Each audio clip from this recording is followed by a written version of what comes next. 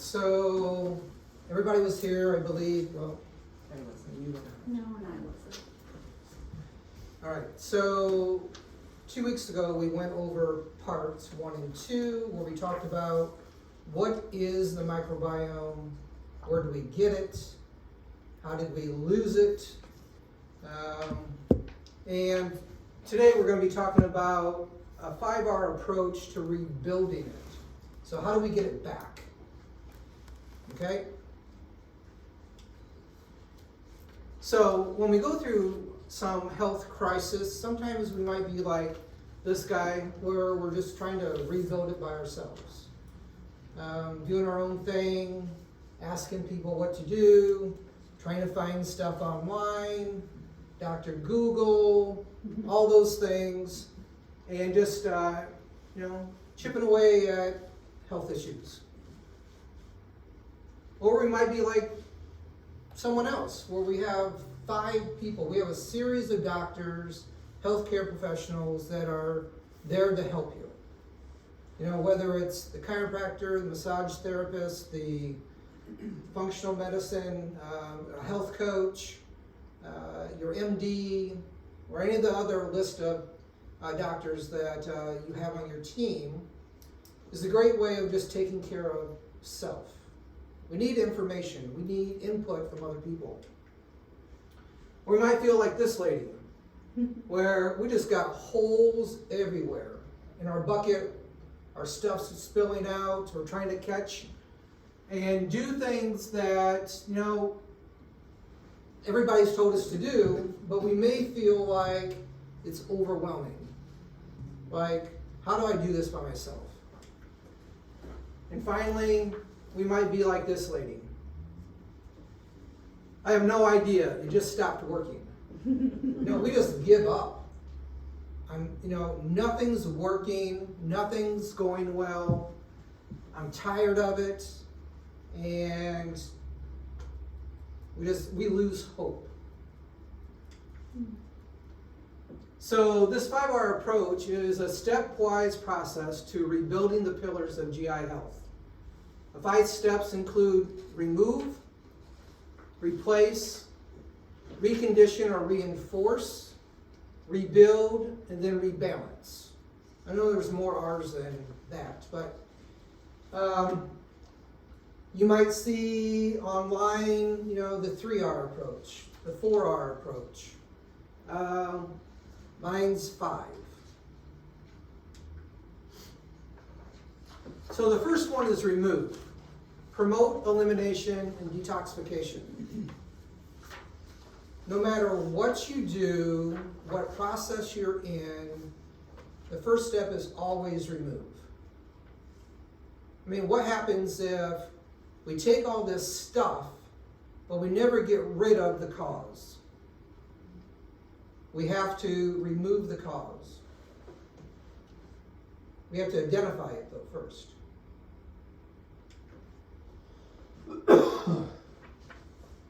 So remove allergens and toxins. You can do an elimination diet. You can journal. You can try to figure out what food is it that I'm eating that's causing a problem. That takes work. That is not the easiest route. Because when it comes to sensitivities, it could be anything you ate 3 hours to 72 hours. So something 3 days ago. It's not really fun trying to figure that part out.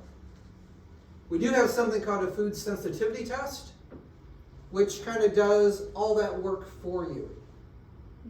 And don't let me forget, we do one in our office, but there's also one online, and I'll try to talk about the difference between the two when it comes up.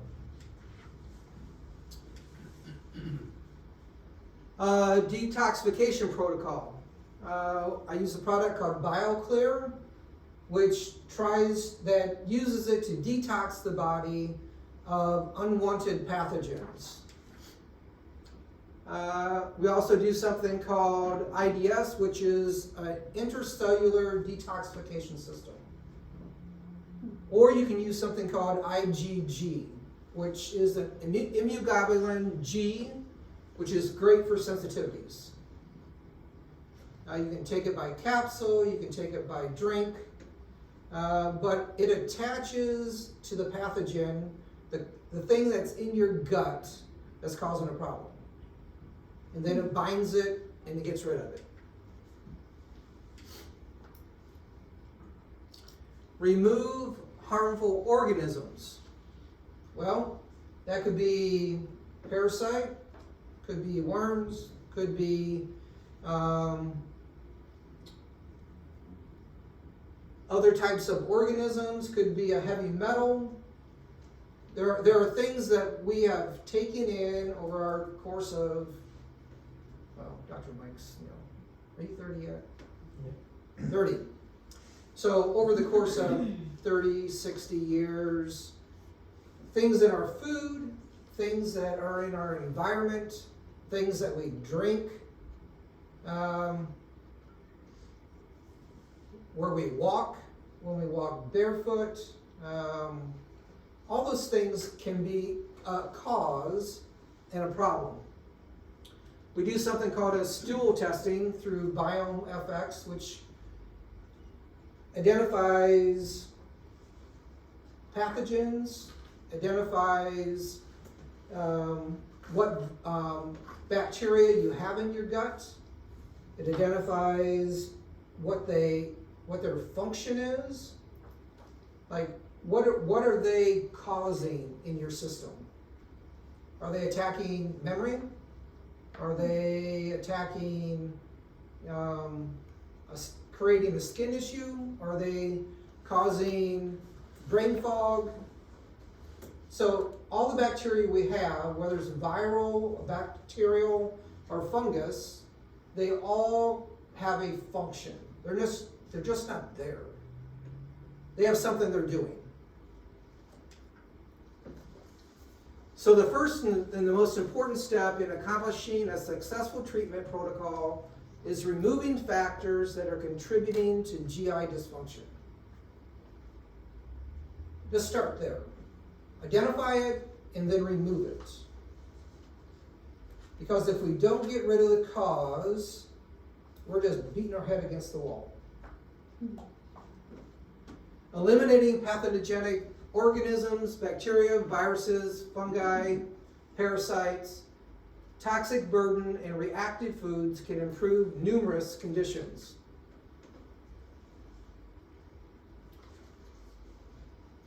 So in the process of removing, get rid of those things that are causing the problem. Remove incoming toxic and immunological burden. So, there's something called an elimination diet. You identify it, you eliminate it. Right? Chickpeas, you don't eat them anymore. Shrimp, it's a no-no. Of all the ones that we've done, it is almost always dairy and a lot of wheat. And then a few other things that everybody goes, that's my favorite. Mm-hmm. I have to get rid of it. Well, I've had it to be pineapple, avocados, chicken, things that are great. Oops. What? Blueberries for Judy. Judy, blueberries. Mm-hmm. You know, it is, it's a lot of the time, they are things that we eat frequently. Like daily. Jack? Is it possible that, because I've heard a lot of stories about, like with wheat, they gather it up and sometimes it's got moisture to it, they put it in these great big silos, and a lot of it's caused by the mold that's on it when it gets into the food, and then that is one cause. And the other thing with fruit is they spray, and if you don't clean it very well, a lot of that could not be the fruit necessarily as it is the chemicals that's on it, or what comes out of the ground when they put it in the ground. Right. Possibilities too. Yeah.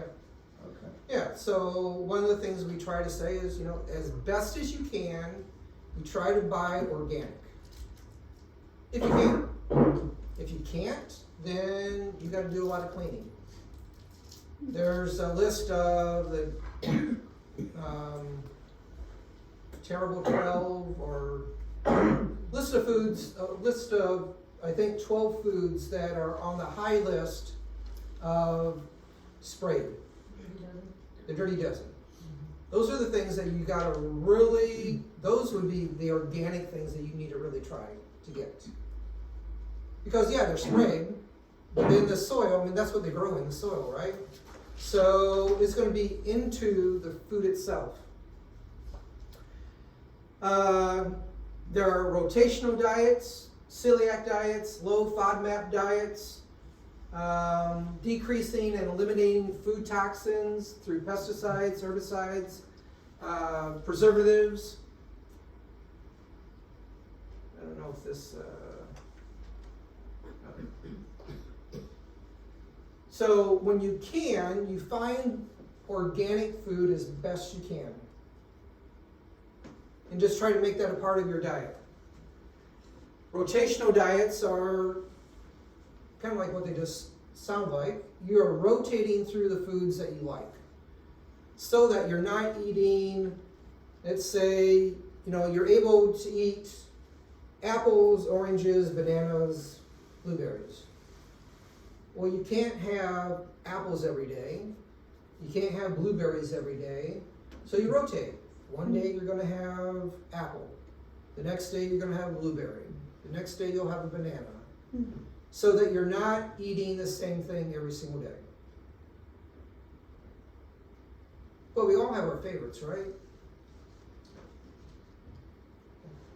But if you can, it's like having to go to the grocery store and you buy, 4 different types of nuts. I mean, that costs you $100 almost. But it should last you for a while. But you just do every day you pick something different, and then you go back through it. Why is that important? Because what we eat on a regular basis is a big start of how we develop a sensitivity. Now, it's not every food, but it's ones that your body just go, hey, yeah, you've been eating that one a lot. Did you eat blueberries a lot? We're in season, and we have bushes in the yard, and went out and ate them. So the rotational diet's just an easier way to kind of, even if you did nothing else, if you can just rotate through your foods, the better it's going to be. Detox protocol allows for removal of stored toxins. That's where I talked about the IgG, the IDS, and BioClear 1 and 2. We have to bind these toxins and get rid of them.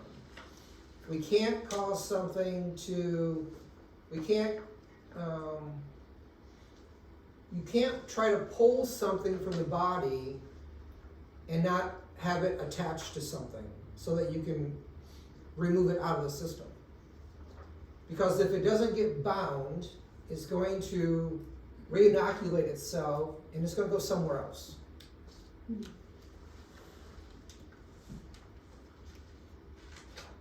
But at our office, we have something called the QI5. So it is a neural stress reduction therapy. So what that means is that, so we talked about the food sensitivity test.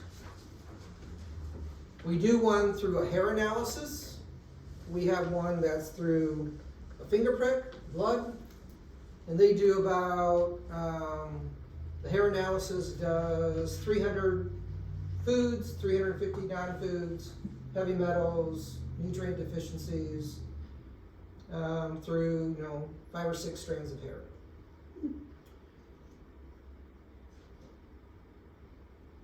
But we also do one that you can go online.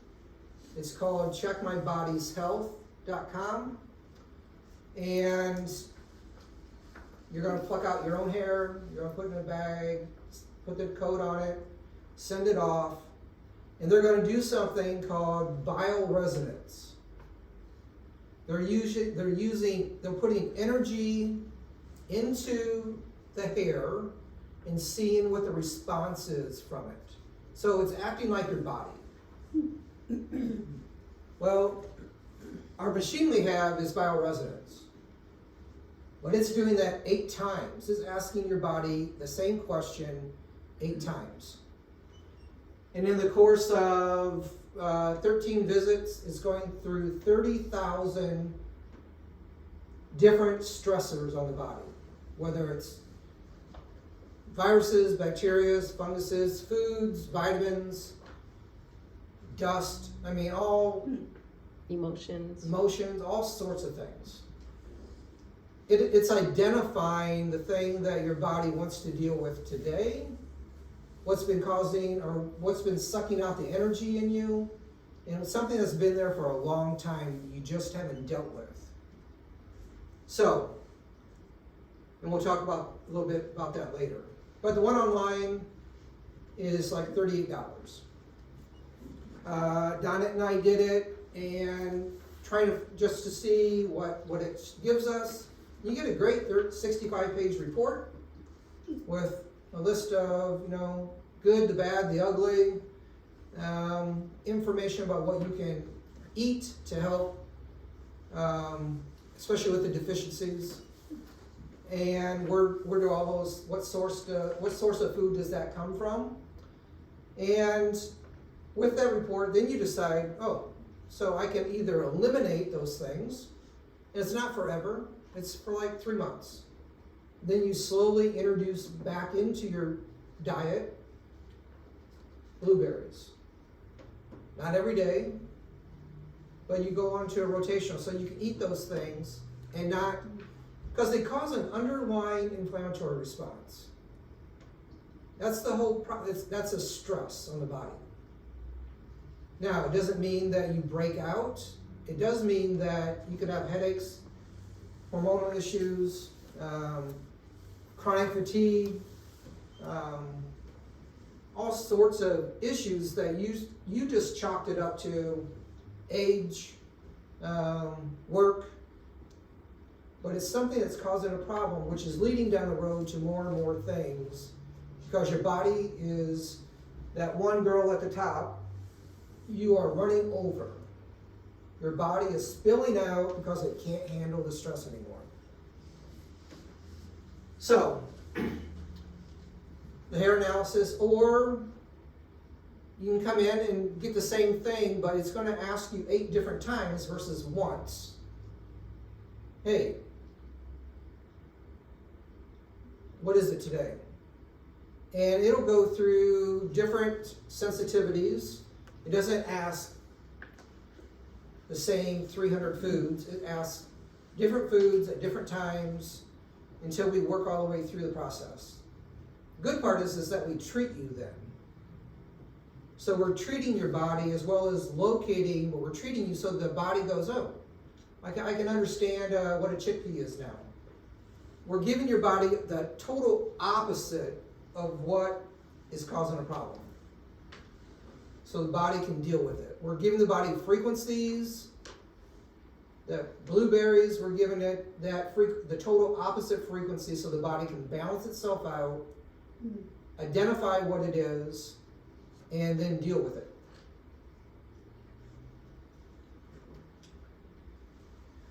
Step 2, detoxification.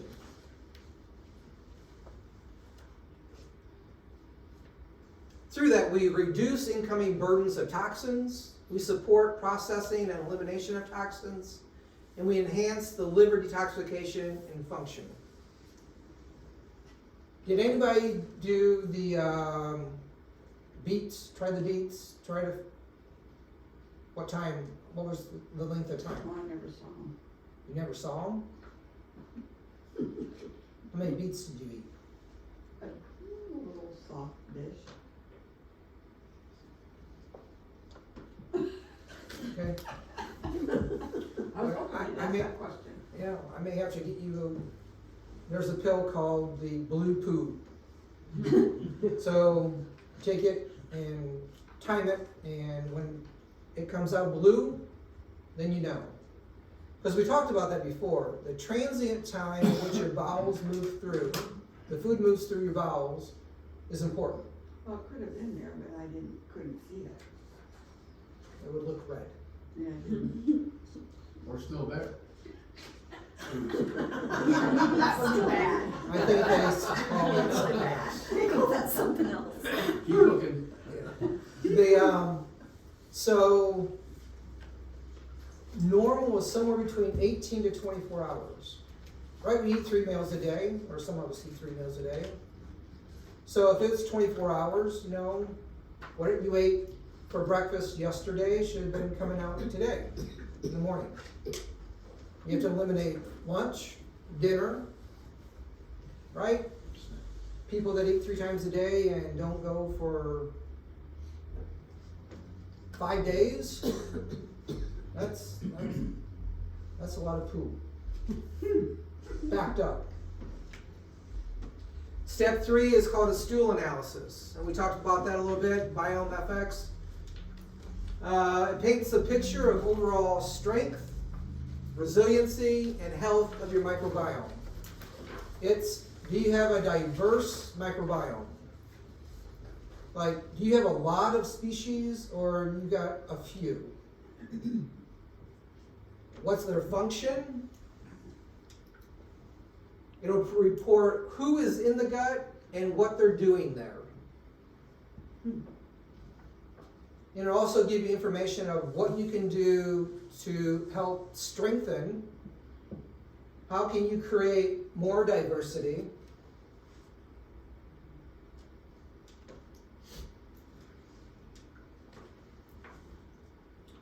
How these microbes interact with each other and their human host.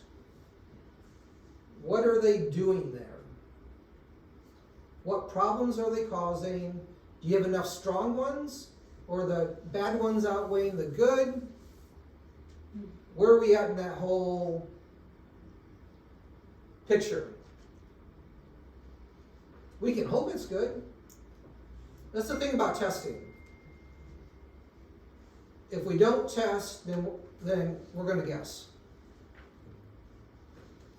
It took me years to figure that part out. It seemed pretty simple.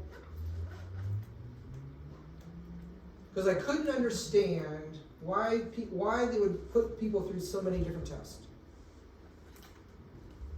Because they want to know what's there. Otherwise, I'm just going to guess.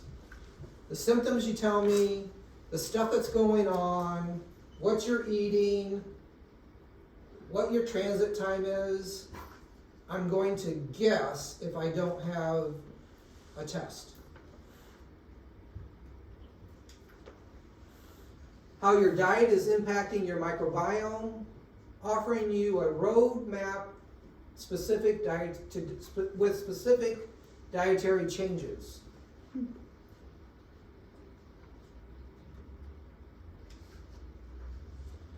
There's also something called an OATS test, which is an organic acid test. It helps to uncover hidden pathogens and pathology.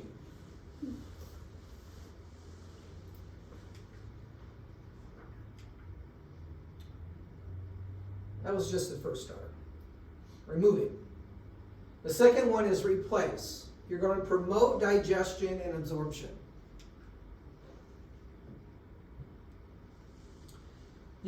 We're going to supplement or stimulate stomach acid, digestive enzyme, or use digestive enzymes, bile for fat absorption, and so that it's easy to absorb nutrients.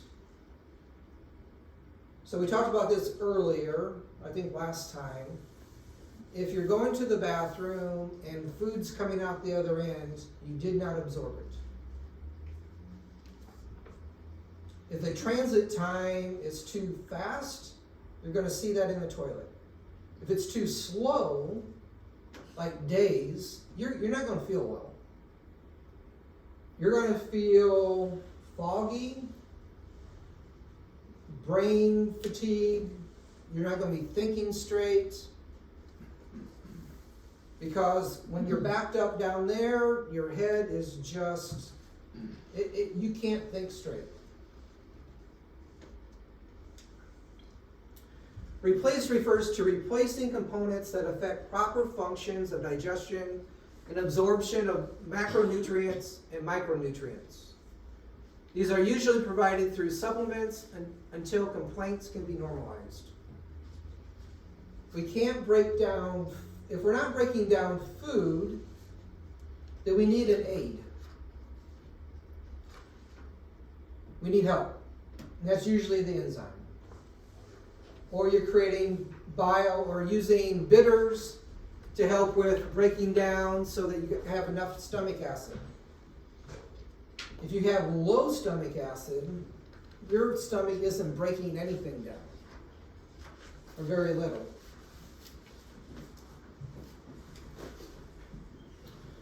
So most of these aids contain one or more of the following types of ingredients. Bitters.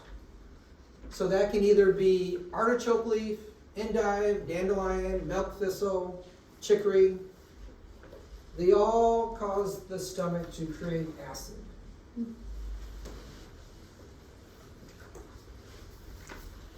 They contain hydrochloric acid, usually combined with ox bile.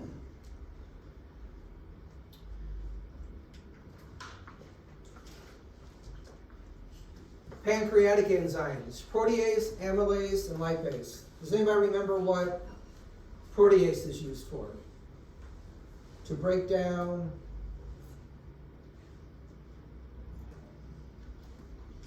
protein. Amylase, to break down carbohydrates. And lipase, to break down fat.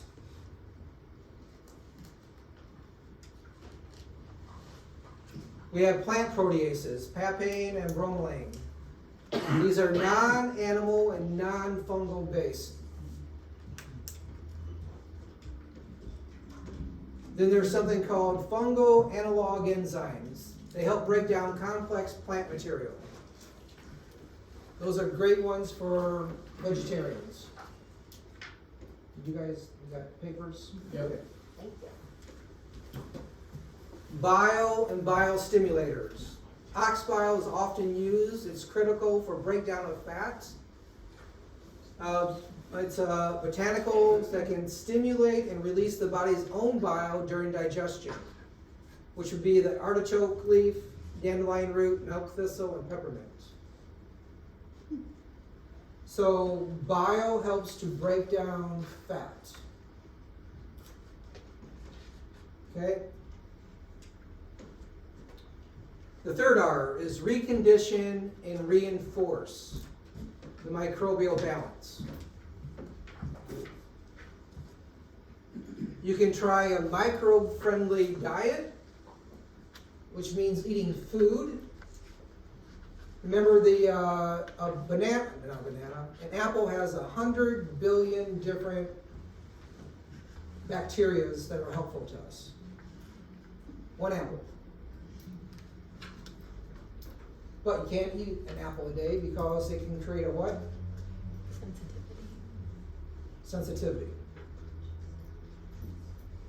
Avoiding antibiotics. Because if you're taking a probiotic that is produced in a lab and you take an antibiotic, the antibiotic is going to kill the good and the bad bacteria. That's why if you're on an antibiotic, that after when you're done, you should take some probiotics to help to try to re-inoculate your gut. Well, the product we use that's called Megaspore probiotics, they're not affected by an antibiotic.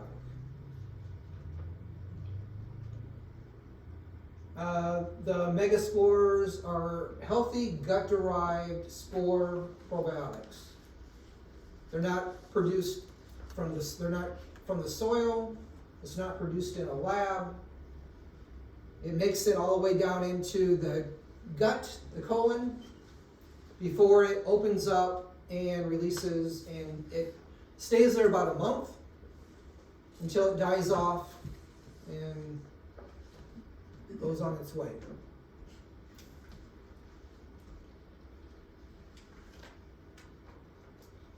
So we would use a probiotic, a prebiotic, which is the fiber that the probiotic likes to eat so that it can build and colonize itself, so it can multiply.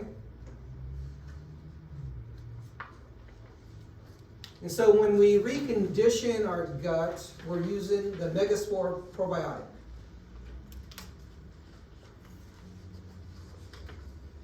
And I use that one because one, it's a healthy human gut derived.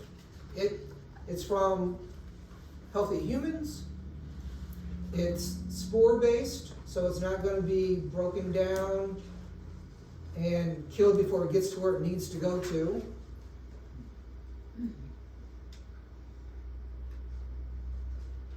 Commercially prepared probiotics may stay viable in the host for 2 weeks.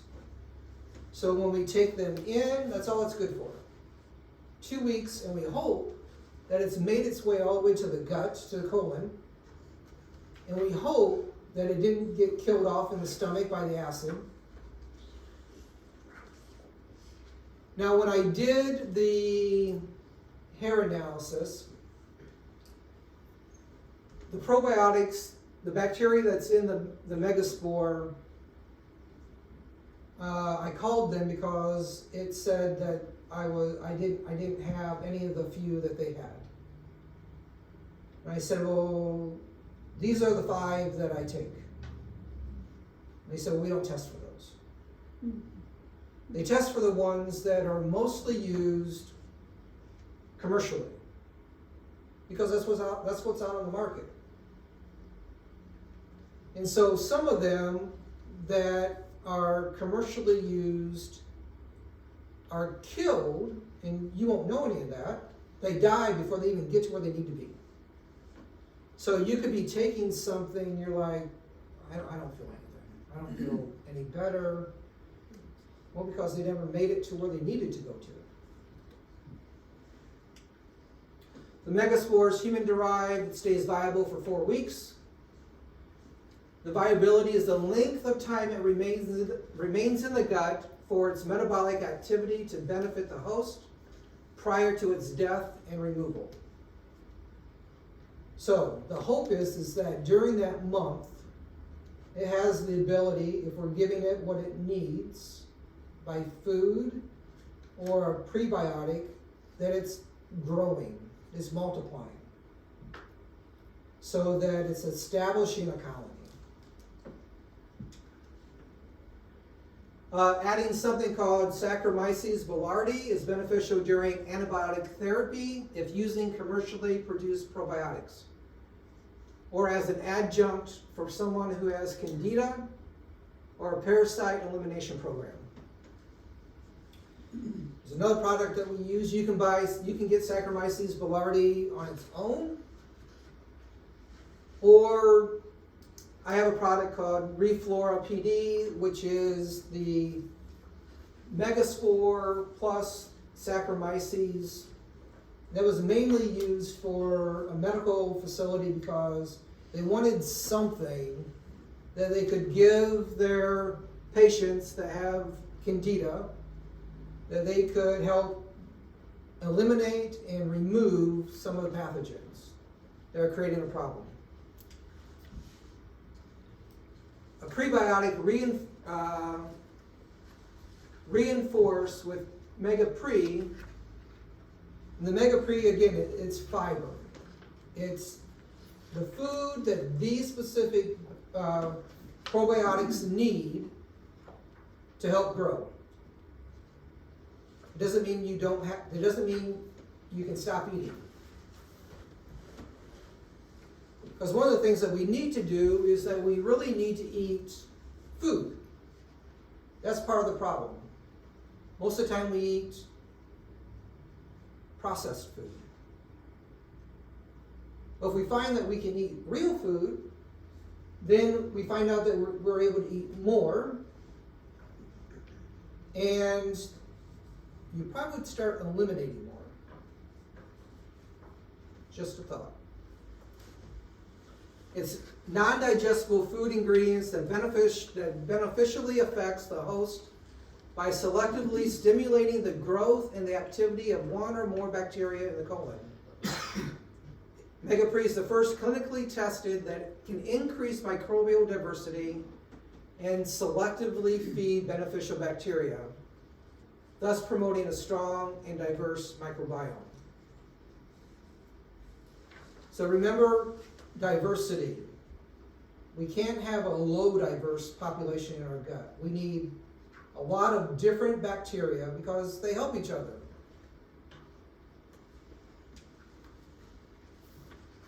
The fourth R is rebuild the barrier function. Remember, our gut lining is only the thickness of what?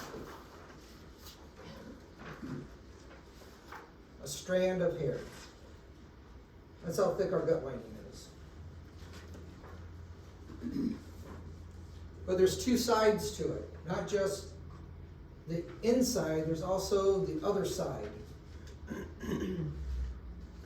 So we need to provide nutrients for the GI cells. We need to improve tight junctions because if we have loose junctions, that's called what? Leaky gut. That means particles and pathogens from the inside that should not be into the bloodstream are getting through, causing a problem. Increase the signals for immune modulation, reduce gut inflammation. And one of the big things in reducing gut inflammation is identifying the food or the pathogen or whatever it is that's causing a problem.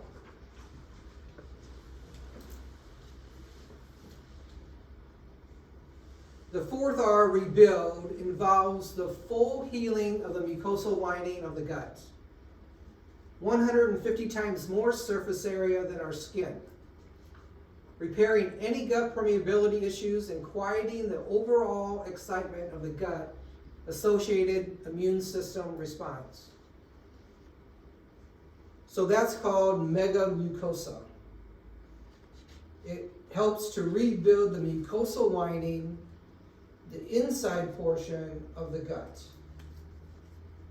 It helps to make that lining thicker. Helps to tighten up the junctions. And also helps to rebuild the outside portion.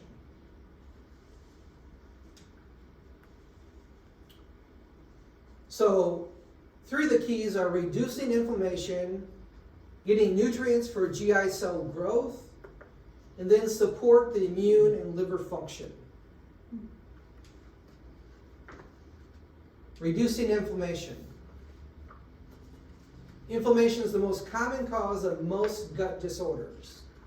When chronic inflammation occurs in the GI mucosa, there are consequences for the tissue involved, thus affecting the local barrier, the gut lining. One way to start healing the gut is to remove all gluten-containing grains from the diet.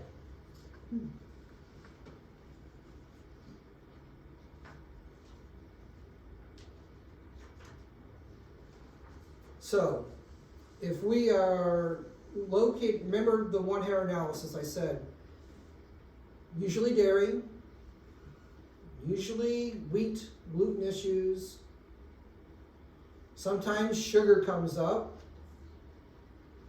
and when we have an overgrowth, when our body craves sugar, it almost always produces something called candida, which is a fungal overgrowth.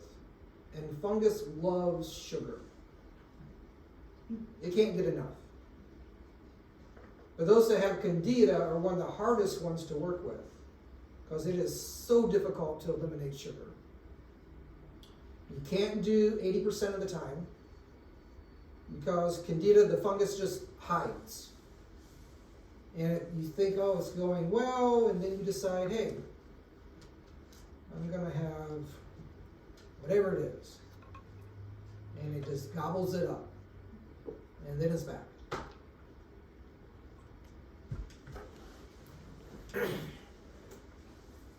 Reducing the inflammatory burden naturally How do we do that? We decide or find out, what can I eat? That would be the food sensitivity test, or the QI5. You can either identify and remove it, or you identify it and get treated for it. We first need to find out what we shouldn't be eating.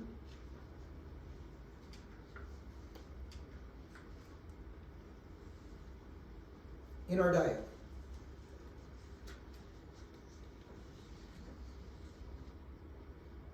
Now, you can do the journal.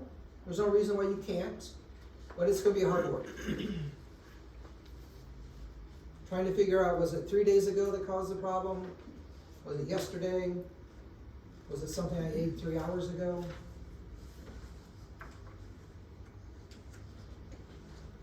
We already talked about doing neural stress reduction therapy. That's the identifying and treating. Now, there's a whole list of different types of diets you can do. You can do Mediterranean diet, which is the one that's mostly has been studied. That's the most studied diet out there. You can do the Weston Price, the paleo, the specific carbohydrate diet, the low FODMAP, ketogenic, the autoimmune protocol. There's probably 30 more out there. As you keep going down the list, it gets harder and harder to follow. Because it eliminates. Then you're just left with whatever the diet is.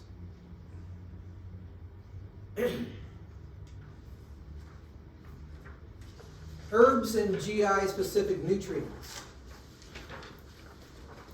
The most popular anti-inflammatory agent is curcumin or turmeric.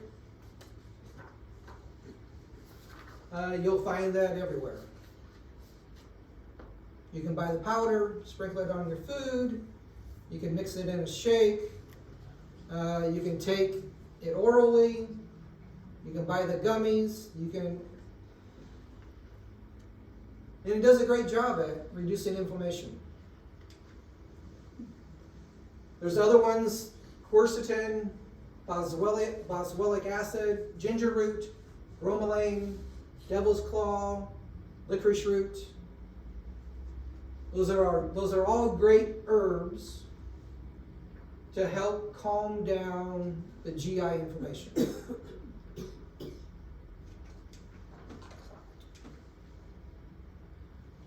Megamucosa is a dairy-free immunoglobulin concentrate that supports healthy digestion, neutralizes environmental toxins, rebuilds protective intestinal barrier, reducing the damage of metabolic endotoxemia, which is depression, anxiety, cancer, infertility, low testosterone, immune dysfunction, viruses, are all a part of metabolic endotoxemia.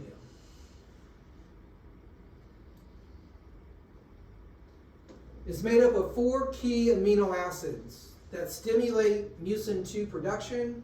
That's what creates the thicker, healthier mucosal lining, the barrier. The 4 amino acids are L-bromelain, L-serine, L-cysteine, and L-theanine. It also has the citric extract that increases microbial diversity and barrier function.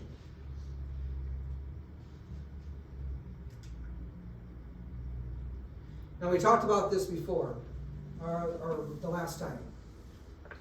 Glutamine is something that's out there that's been used a lot for stomach issues. But again, this is only the inside portion of the gut. That whole slap your face analogy, you can slap your face, you can put lotion on to get rid of the redness. But if you keep slapping your face, the lotion's just one part of the issue, one part of the solution. it doesn't get rid of the other side. And the mega mucosa helps stop the slap. It's the slap. It's the thing that gets rid of the cause, and the cause is you slapping yourself all the time.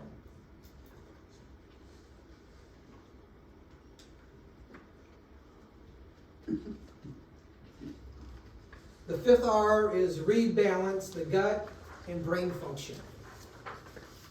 I think we talked last time that there's its own nervous system between the gut and the brain. It's talking to one another.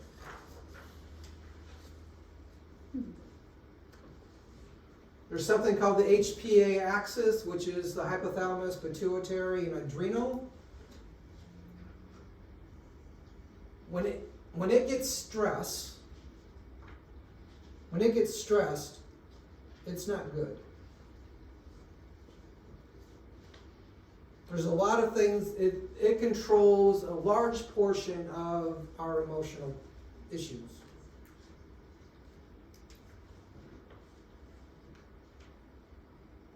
It also controls neurotransmitters, production, and function.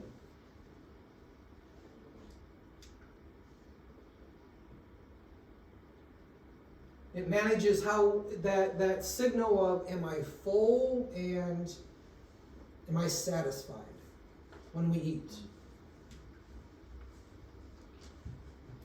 It coordinates signals from the microbiome, your immune system, and the bowel transit to and from the central nervous system.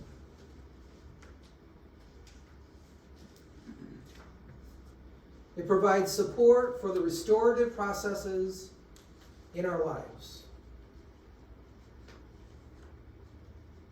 It needs to speak, it needs to communicate well. So that we can think well, think clearly.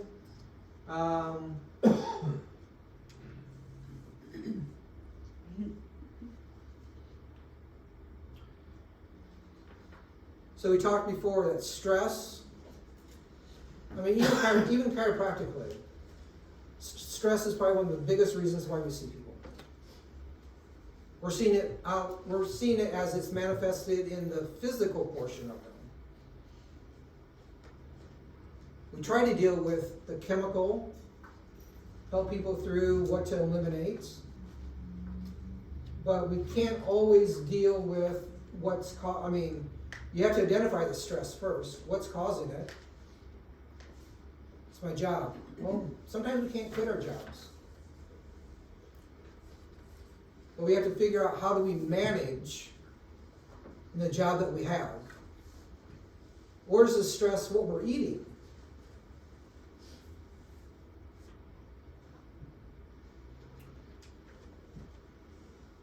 The major effects of stress on gut physiology include the alteration in motility, changes in secretion including acid, enzymes, and bile, the increases in permeability due to damaged tight junctions, the reduced blood flow and decreased capabilities on regenerative capabilities, and diversity and number of gut microorganisms dysregulating the helpful bacteria. Stress is a major issue.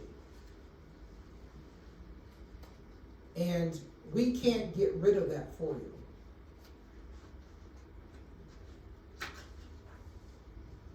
Now, with the neural stress reduction therapy, the QI5, it helps to identify things.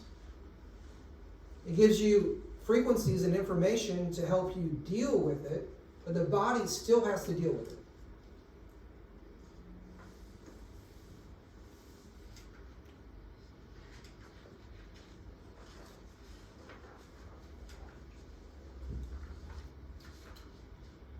So, some of the things that we can do clinically. Make time for relaxation. And everybody's relaxation is different. mindful eating. That means like be present when you eat. That's like take more than 10 minutes to eat. Chew your food, slow it down, put your phone down. Or for us, it would be turn the TV off while you're eating. It's just background noise. Well, I guess we could talk, right? Eat regular meals. And for some of you, that means, 3 times, 5 times a day, twice a day. Does anybody eat only 1 time a day? That's good. Spend more time with the food. That means preparation, cooking, eating. Let's take some time. Doing deep breathing exercises helps to kind of calm you down. I think it's take a deep breath in. It's through your nose to count of 4. Exhale through your mouth to count of 8.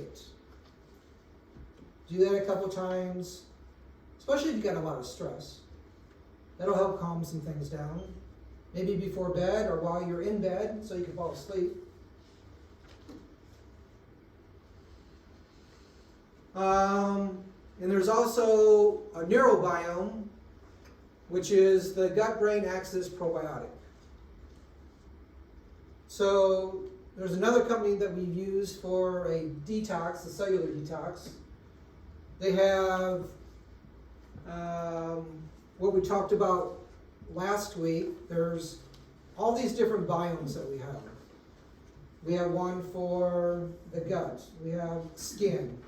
We have one for the gut-brain axis. They keep coming up because there's so many different biomes that we have in our body. And they're just trying to address, you have your immune system. You're trying to give it what it needs so that it can activate and do well for yourself.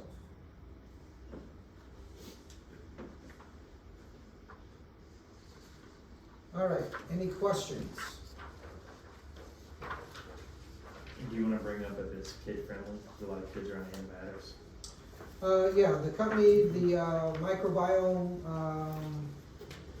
Labs, they have a kid-friendly probiotic. They also have a probiotic and a prebiotic and a little chewy, like a Starburst. Our granddaughter takes that one. One of our granddaughters does. They also just came out with a gummy that's a kid probiotic. They have those squeezies for the prebiotic. When you say they have, are you referring to a certain Company, brand or a company, yeah, Microbiomes, Microbiome is the name of it. Microbiome Labs, yeah. Okay. Do you supply any of those? Yep. Yeah. That or Full Script. Some of you already have a Full Script account, which is what I usually send through to you guys, but they're in there.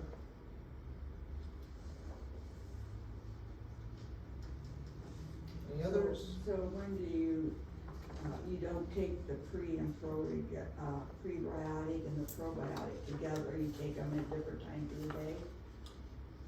No, you take them together. So the program is typically you do the prebiotic for months 1, 2, and 3. But you start the first month with the with the probiotic. The second month you add the prebiotic to the probiotic. In the third month, you're taking the prebiotic, the probiotic, and the mucosal. So it's like a 3-month program.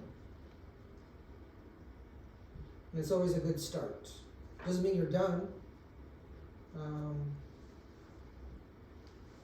If your symptoms go away, you're feeling better, you can always do maintenance, which looks totally different. Instead of lasting you 3 months, you know, a carton would last you, I think 6 months. It's just spread out differently. The pre and the mucosal is once a week, and then the probiotics are every other day.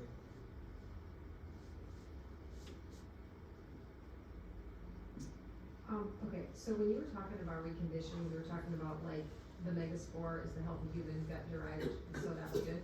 But then you said there's some brands that aren't great. Do you know some of those brands, like that you can throw out at us, or the ones we're buying that we shouldn't be buying, or where? Well, if you're buying it at the grocery store, those would be any Well, of like those. Fresh Thyme or Dr. Axe, or like how do you know? Well, which if ones? it's, so if you find a spore probiotic, most of them are now soil derived, Okay, so they're not healthy gut derived, they're not human derived. Anything that just has, any of the other ones, if it doesn't say spore on it, then you already know that, you would know that it's produced commercially. And I've just chosen to use the ones that are from a healthy gut. so basically all the other ones are pretty much trash. Like they have them everywhere, like Well, Costco, yeah. you know what I mean? So like, are they so bad, or they just may only stay viable for less time? Well, one of them, I have to see which one it is. Lactobacillus clausi? Coagulant. That's in this one, but it's almost in every other probiotic that's out there. And if it's commercially made, then it gets killed in the stomach. So it doesn't even make it to the colon where it has to do any work. So that one's just gone, done. So I'm not saying that there's others that you shouldn't take. I'm just saying that, you know, if it was a choice, I would choose a spore-based one. Now, it can be soil-based, which is the only other option. So it's a soil-based spore probiotic. And those are more and more newer. But Microbiome Labs is the only one that I know that has a human gut-derived one. Because they get theirs from Europe, and they've teamed up with the company that has the largest bank of human bacteria at its disposal. So they identify what they are, what they do, what the body does with them, or what they do with the body. And they just came out with one called Megagenesis, which is, they found it in Papua New Guinea. It's one that's been lost for years from this side. It's not in us. But they've got that, and now they use that to help kind of bring back some bacteria that we haven't had for a long, long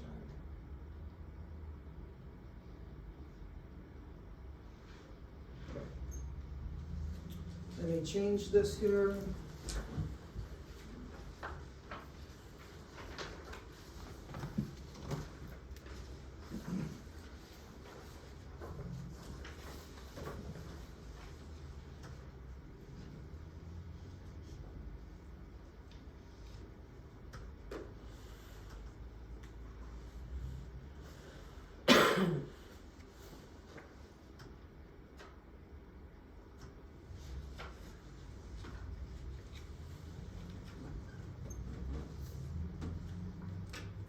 So, this portion is, what can you do?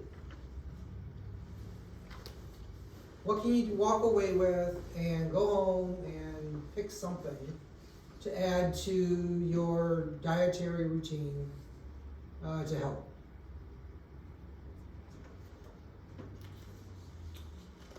So this is 6 ways to promote foundational gut health.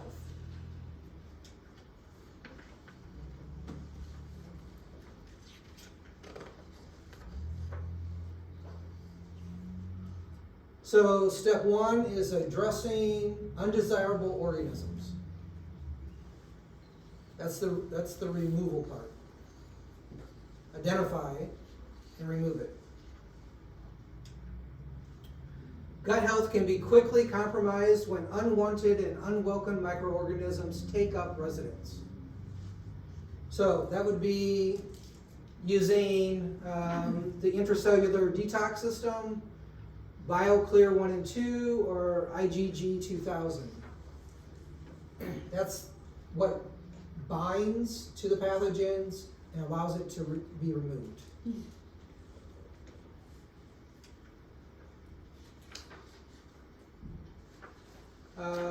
Promote strain diversity. The greater the diversity, the greater overall health and well-being that we have. Low diversity means that we're not functioning well. But eating real food is a big step, because then you're getting the things that your body needs, and you're allowing the body to get and produce the bacteria needed to help create diversity. That means eating purple stuff, red stuff, yellow stuff, green stuff, colorful things. Most of us, I mean, if you had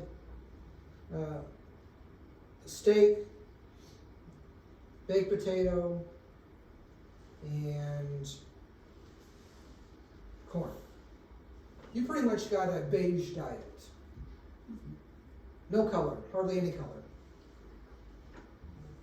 So just adding some color to our diet helps create diversity.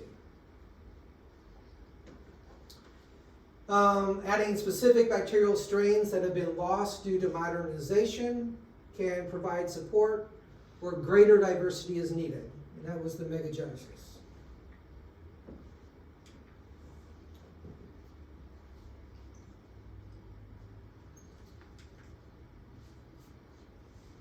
The third thing, eat fermented foods and take probiotic supplement, Megaspore.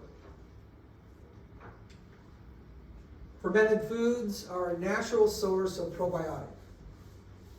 So, yogurt, kefir, kombucha, sauerkraut, kimchi, miso, tempeh are all different foods you could eat to help create probiotic, or a source of probiotic.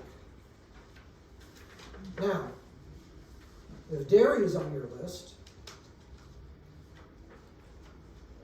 you're going to wipe out a few of those.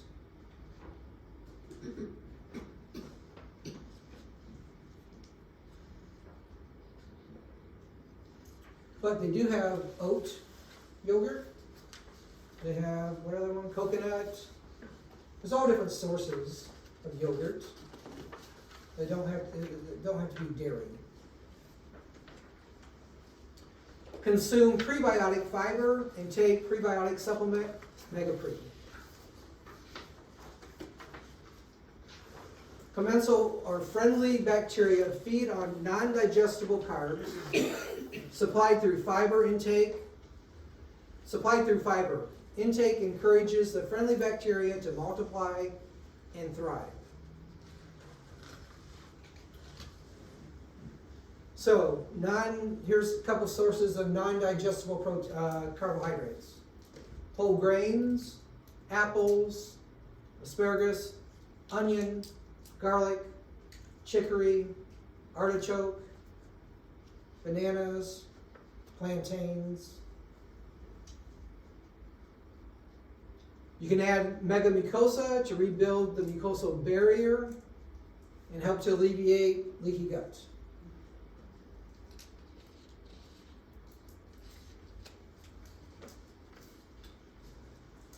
the fifth thing is you can address stress.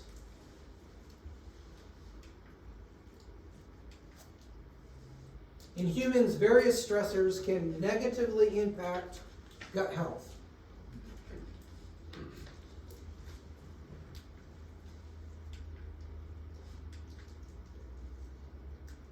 So we got physical stress.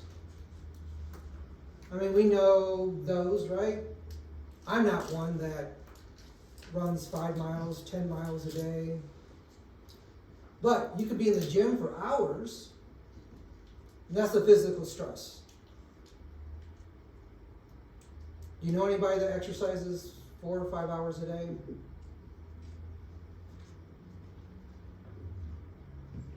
No. 3 hours in the gym.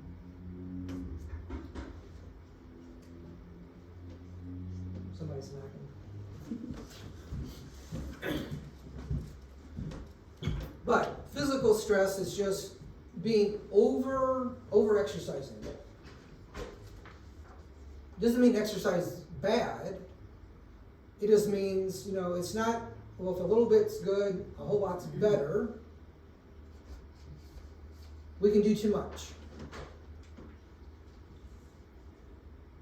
Psychological stress. Job, kids, whatever you can think of. Husbands, wives. I mean, there's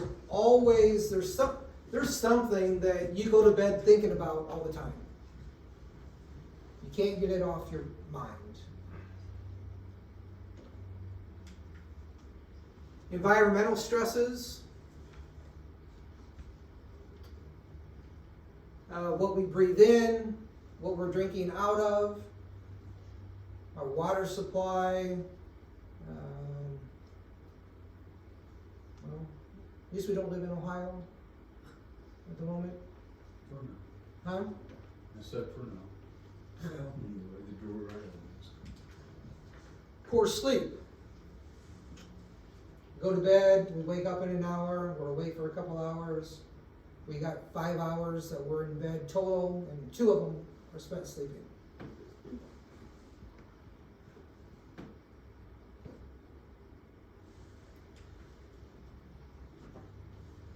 Our circadian rhythm disruption. That's the thing where when the sun comes up, we should be kind of getting up. When the sun goes down, we should be slowing down. I was talking to somebody today who's a fireman. They probably have the worst sleeping schedule ever. Sometimes they get woken up, 5 times during the night, so they don't get any sleep. Next day, maybe they have off. And they typically would go to bed at this time, but they don't go to bed at that time. So, disruption to our pattern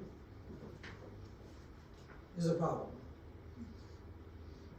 I think we heard it on the radio today. If you can get to bed by 10, get 7, 8, 9 hours sleep, or wherever that comes up with, that's pretty good. If you can stay asleep. Or go back to sleep. They make things called circadian lights so that it mimics noonday light. And when we don't have any sunshine, that creates a problem. So, you can wake up in the morning, use this little light, flick it on for 10, 20 minutes. Helps to wake you up so that you feel as if it's noon. When you go to bed, try to have as dark a room as you can, if possible.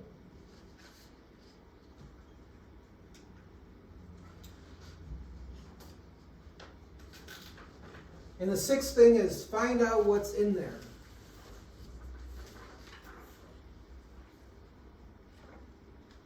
Do a functional stool test.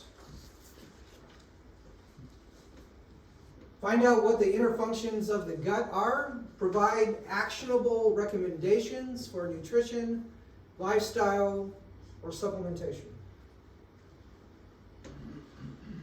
So, we can test and find out. We can make changes to how we eat.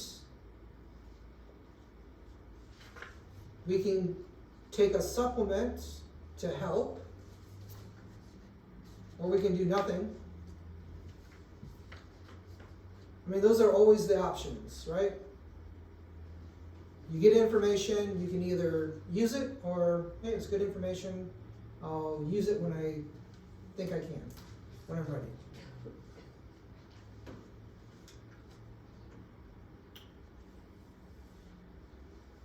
The BiomeFX, the stool test, is a roadmap for improving your gut microbiome. It would tell you what you need. It'll tell you what you have. It'll tell you what you can eat to help improve it. But they're just tiny steps. We can't do all of this at once.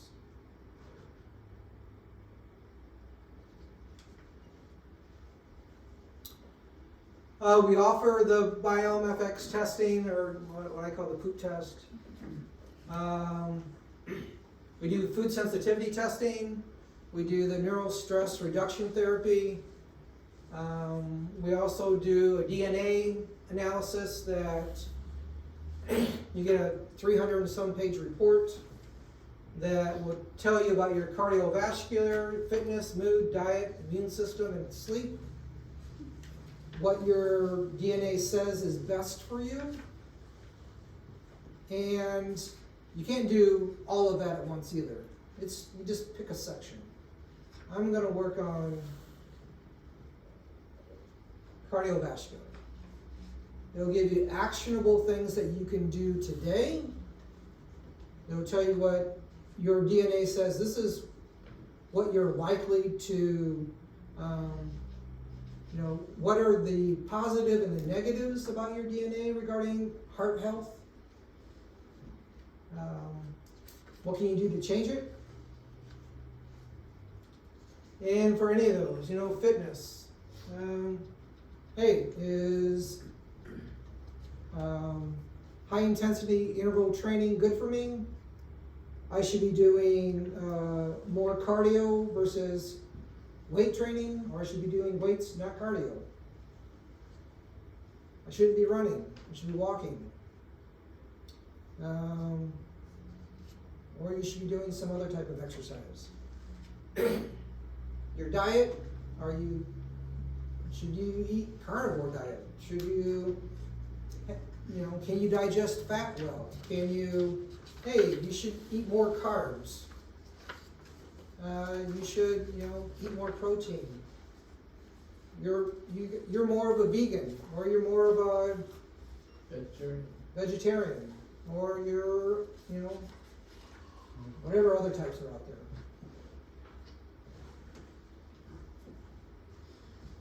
You should add fish 3 times a day to your diet.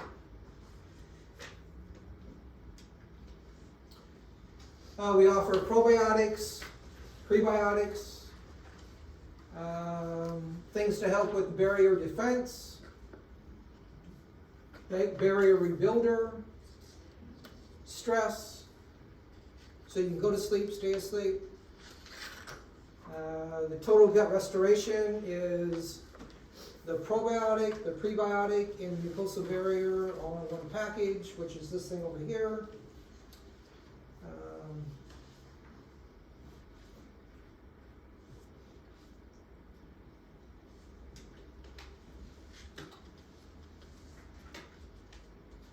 There's also the immune biome, which is immune support system that includes the probiotic and the prebiotic.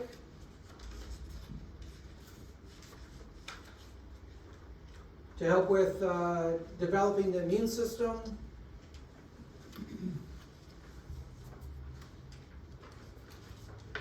There's a neurobiome, the gut-brain axis probiotic. And I don't know why that stuff's over like that, but amazing research into the behavior, well-being, and mood is linked to our microbiome. in an unprecedented way, we brought together a formulation that includes all the key probiotics found in the current psychobiotic research.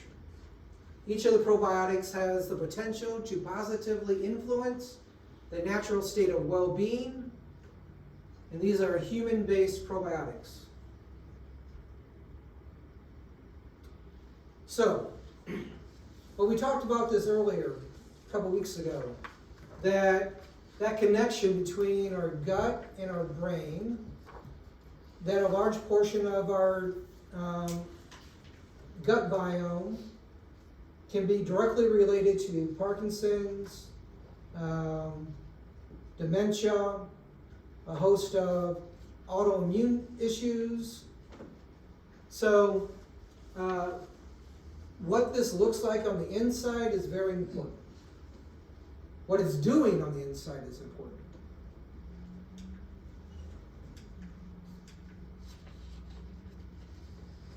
There's a skin biome for healthy skin. Helps the skin because we got all this bacteria that's on us, right? The bacteria when we hold our grandkids, hold our wives or spouses. I mean, all that it's just intermingling.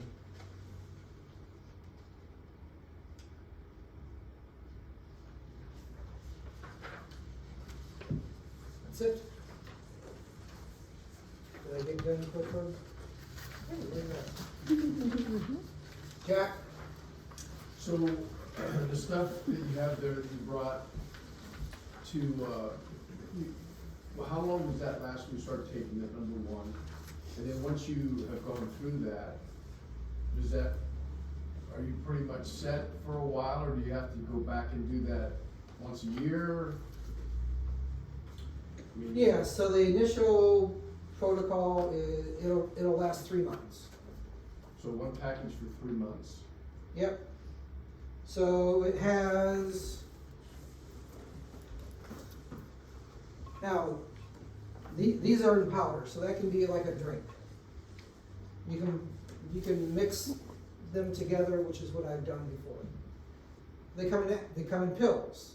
So if you don't want to drink something, you take a capsule. But it's basically, this is going, the Spore probiotic is going through months 1, 2, and 3. You're just taking it all the way through. The second month, you're adding a prebiotic, and there's 2 of these because it's going to take 2 of them to get you through months 2 and 3. And then there's the mucosal one for month 3. But during that, you're taking this, and this. Now, if symptoms are getting better and they're resolving, then you can do maintenance. And then that could be, if there's a month's worth in this, and you're taking it once a week, then that'll last you 3 months by itself, right? Once a week, 15, almost 4 months. So what's the total cost on one of those? Well, that's a good question. So it's $355. So whatever that is, 100 and something a month. Now, on Amazon, same thing is $411. So we're getting family discount?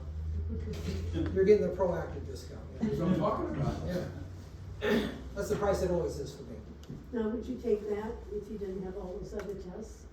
Or can you just take that without testing? Yeah. Okay. You can start there before doing any kind of testing, just to see what. I mean, you could do that and not test. Some people like information, right? They like to know what's in there, what are they doing. Oh, that could be the reason why I have X, Y, and Z. So, some people like having information. And some people just say, if that's what I'm going to do anyways, I might as well just do it and forget the information. What's the DNA test? Is it a blood test or is it a poop That's test? the swab. Swab, and then you get all those things that you have Yeah. listed there? And that 300-page report tells you all of those things. Yep. What's that cost? The DNA test is $3.99. You wanna know what the other test cost too? I was going. I was gonna say, you might as well just go down the list. That was just a poopy question to Yeah, I ask. know. So the poop test is $449. That's why some people go, forget that part, I'm just gonna take it. But the information that it gives is what else can you do to help yourself out? Because it's not all about just this. I mean, people need that to get started, to help colonize, to help push out the bad, bring in the good, feed the bacteria that you're bringing in, reduce the pathogens and help to build the mucosal lining. I mean, you need that stuff. But you also have to eat certain things to help build that colony. So you can't just, you just can't supplement your way through.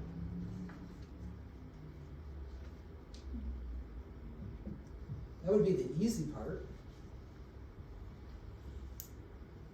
But if you do a little bit of work, that helps. Because then that's just a part of being, being accountable for the rest of the time you got here. It can go well or it can go bad. So Doug, if somebody came into your office and said like, sky's the limit, don't care what it costs, like, what do I do? Should I just take all the tests and just find out everything all at one time? Or would you put them through one test first, and then the next test, and the next test, like, what would be your protocol and how you would go about that? Or does it just depend on the person and what they're dealing with? Well, it depends on the person. But like, if it's like inflammation, or they're just sick, and you maybe just don't know what's going on? Yeah, so if we don't know what's going on, then we run a test. What test Whether would it's a you blood start- test for other issues. I mean, these are basic tests. What test would you start with, Right, what would be the starting the test? starting test? Depends on what's going on in there. You fill out a form that basically. Yeah, we have an intake. But, I mean, the first thing is really, if it's say, I got this amount of money I can spend. Well, you could spend, the QI5 is like $50 a visit for 13 visits, so that's $650, $49 a visit. So basically $650. Every time it comes in, it identifies, you get treated.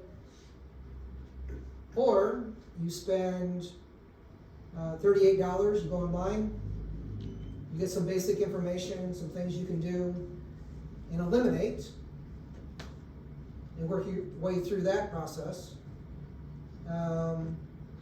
Or you can do another hair analysis that we would do at the office, which is, I don't know, $280 some. Gives you information and what you can do and how you can get rid of it. But that's a sit down and talk about it. But is the poop test, is that, gonna tell you the most information at one time? Well, the poop test isn't going to tell you what foods are causing a problem.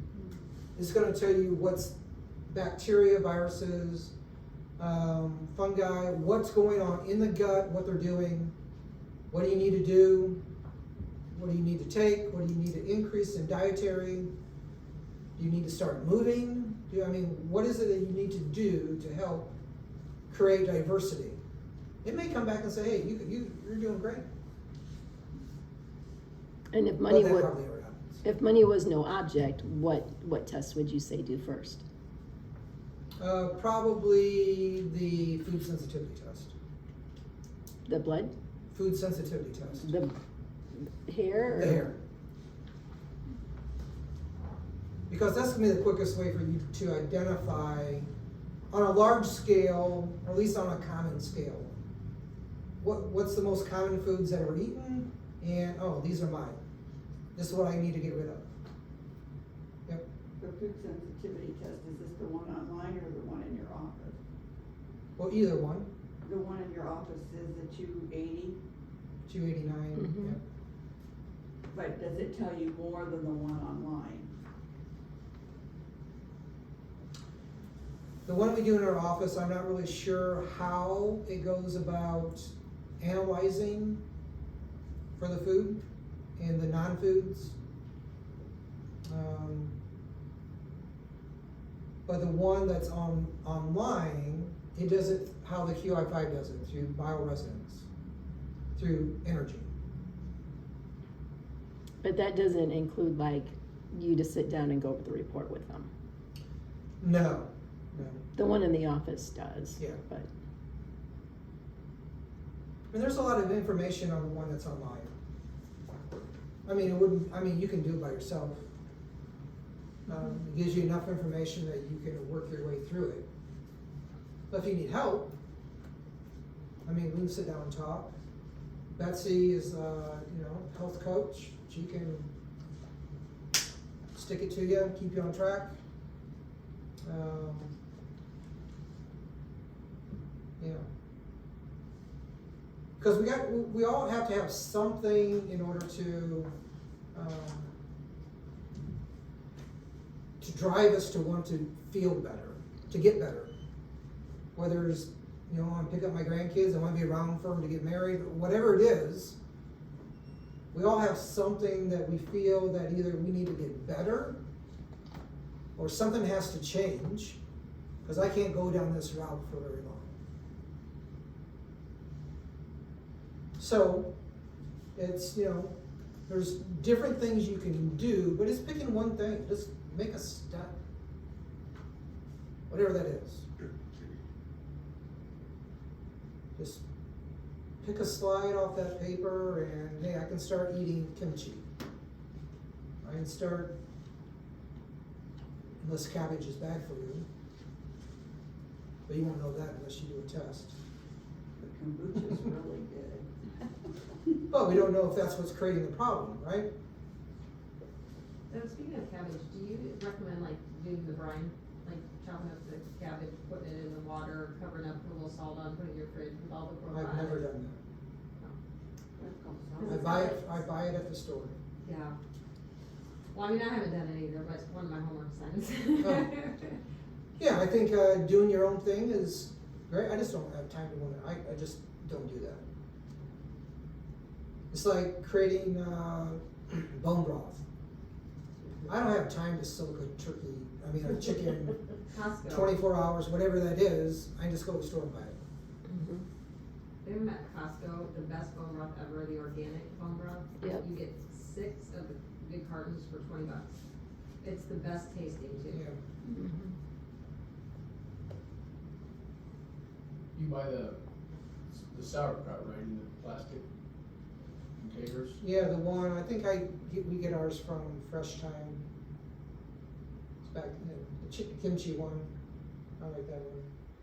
Or I do the sauerkraut with the jalapenos or whatever it is from Costco.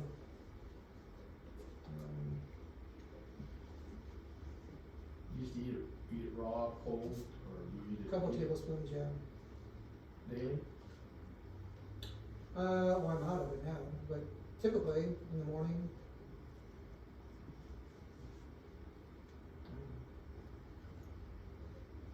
Any other questions?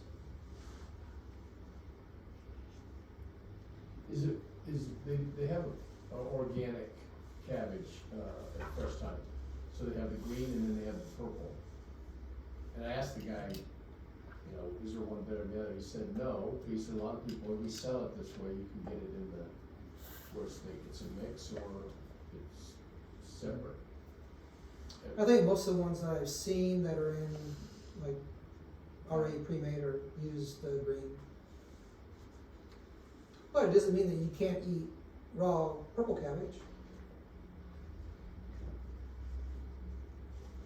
or something purple. I just figured the color, because they talk about colors are good for you. Yeah, If we just did the purple, you know. well, that's it, you can do that. Well, it's He just got what- me purple. You do and white. too. He got me purple and red and green, but it's fine. I just appreciate that he got it.